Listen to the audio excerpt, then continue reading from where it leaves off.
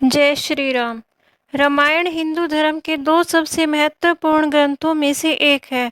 भगवान राम के जीवन पर आधारित इस ग्रंथ में लोगों की अपार श्रद्धा है।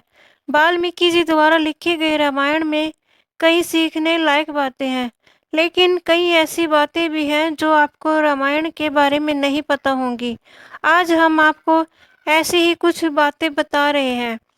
वाल्मीकि ने सबसे पहले रामायण लिखी थी।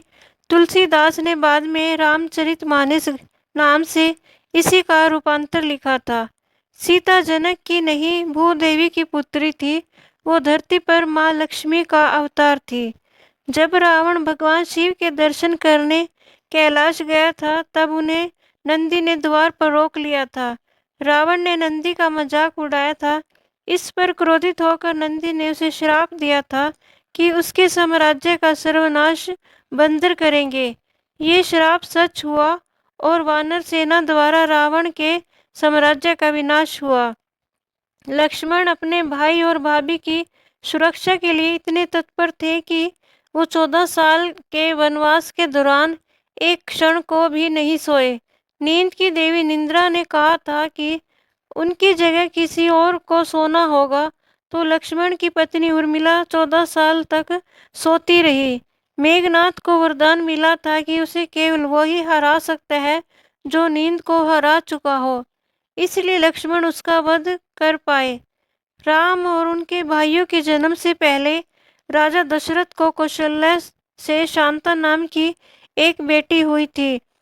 कौशल्या की बड़ी बहन वर्षणी और उनके पति राजा रोमपद की कोई संतान नहीं थी। दशरथ ने उन्हें अपनी पुत्री दान की थी। भगवान शिव को प्रसन्न करने के लिए रावण ने खुद अपना सिर काट लिया था, लेकिन उसका सिर बार बार उग जाता था। इस तरह उसने 10 बार अपना सिर काटा। भगवान शिव ने यही 10 सिर रावण को लौटाए थे। भगवान राम विष्णु का अवतार थे। भरत उनका सुदर्शन चक्र थे और शत्रुघ्न उनका शंख। लक्ष्मण उनके शेषनाग का अवतार माना जाता है। एक बार जब भगवान राम यम से भेंट कर रहे थे, तब उन्होंने लक्ष्मण को पहरा देने के लिए कहा था। यम ने उनके सामने शर्त रखी थी कि जो भी इस बीच उनके कक्ष में प्रवेश करेगा, उसे मरना होगा। इस बीच ऋषि दुर्वासा वहां पहुंच गए और रोके जाने पर अयोध्या को श्राप देने की बात करने लगे। इस पर लक्ष्मण को भीतर जाना पड़ा। इसके बाद उन्होंने सरयू जाकर अपने प्राण त्याग दिए। राम के राजा बनने के बाद एक बार उनके दरबार में नारद ने हनुमान को विश्वामित्र के अलावा सभी ऋषियों को प्रणाम करने को कहा, क्योंकि विश्वामित्र एक समय पर राजा थे। इसके बाद नारद ने जाकर विश्वामित्र को भड़काया और उन्होंने भगवान राम से हनुमान जी को सजा देने को कहा। राम जी अपने गुरु का आदेश नहीं टाल सकते थे, इसलिए उन्होंने हनुमान जी पर तीर चलाए, लेकिन हनुमान जी राम राम जपते रहे और उन्हें कुछ भी नहीं हुआ। इसके बाद उन्होंने हनुमान जी पर ब्रह्मास्त्र भी चलाया, पर उसका भी उन पर कोई असर नहीं हुआ। ये देखकर नारद जी ने युद्ध रुकवा दिया। धन के देवता कुबेर रावण के सौतेले भाई थे। रावण ने उन्हें हराकर लंका को जीता था। राम सेतु जब बन रहा था, तब एक गिलहरी भी अपना योगदान देना चाहती थी। जब वो छोटे पत्थर उठाकर लाई, तो बंदरों ने उस पर हंसना शुरू कर दिया। इससे दुखी होकर वो श्री राम के पास बैठ गई। तब श्री राम ने उसे प्यार से सहलाया था। तभी से गिलहरियों के ऊपर धारियां बन गई। जब भगवान राम की और उनकी सेना से लड़ने के लिए केवल रावण बचा था, तब उसने अपनी विजय के लिए एक यज्ञ करवाया और अपनी जीत सुनिश्चित करने के लिए उसे ये यज्ञ बीच में छोड़कर नहीं जाना था। ये जानने पर भगवान राम ने बाली के बेटे अंगद को वानर सेना के साथ रावण के महल में भेजा। वानर वहां जाकर हुड़दंग मचाने लगे, लेकिन रावण पर कोई असर नहीं हुआ।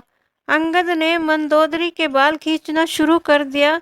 मंदोदरी ने इस पर रावण को ताना मारा कि राम अपनी पत्नी के लिए कितना कुछ कर रहे हैं और उसे भी मंदोदरी की रक्षा करनी चाहिए। इस पर रावण को यज्ञ छोड़ना पड़ा और उसकी हार हुई। युद्ध के बाद हनुमान जी हिमालय चले गए थे। वहां उन्होंने पहाड़ों पर अपने नाखूनों से खोदकर भगवान राम की कहानी लिख दी थी। जब वाल्मीकि अपनी रामायण दिखाने वहां पहुंचे तो ये देखकर निराश हो गए कि हनुमान जी की राम कथा उनसे बेहतर है। ये देखकर हनुमान जी ने अपनी राम कथा को मिटा डाला। गायत्री मंत्र में 24 अक्षर हैं और रामायण में 24,000 श्लोक हैं। हर 1000वें श्लोक का पहला अक्षर मिलाया जाए तो गायत्री मंत्र बनता है। ब्रह्मा ने रावण, कुंभकर्ण और विभीषण को वरदान मांगने के लिए कहा था। इंद्र को डर था कि कुंभकर्ण इंद्रासन मांग सकता है, इसलिए उन्होंने सरस्वती से कहकर उसकी जीभ बंधवा दी और उन्होंने इंद्रासन की जगह निंद्रासन मांग लिया।